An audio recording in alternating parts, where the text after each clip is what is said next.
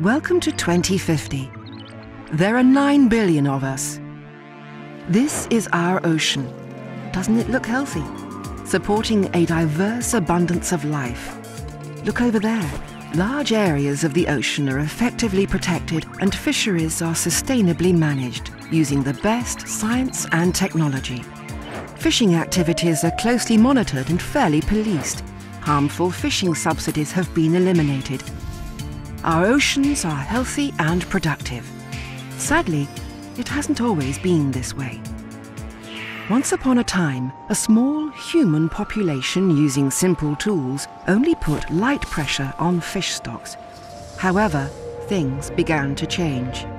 To meet the demands of a growing population, we developed sophisticated methods to catch fish faster and more easily.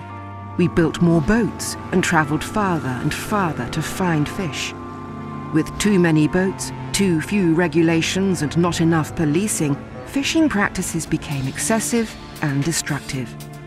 By the 1980s, we noticed things had changed, and not for the better. We were using more effort, but catching less fish. Stocks were declining. Rather than heeding these warning signs, we ignored the advice of experts and carried on fishing harder.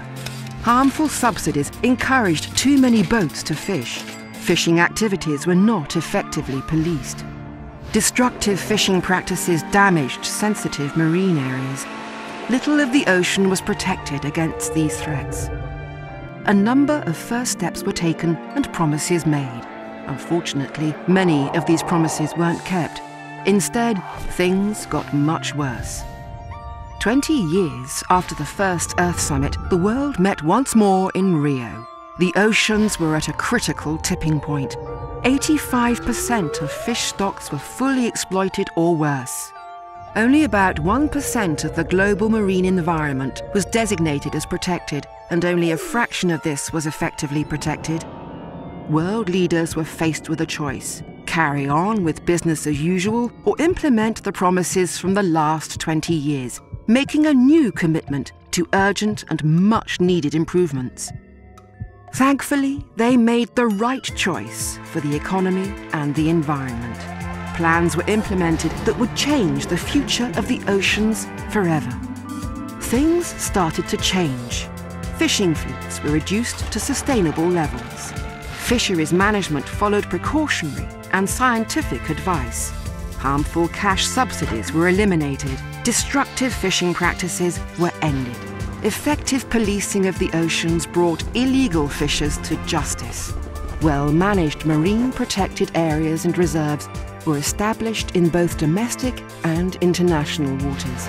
And here we are back in 2050.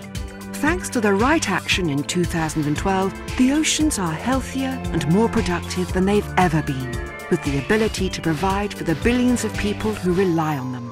Make June 2012 the time we make a change.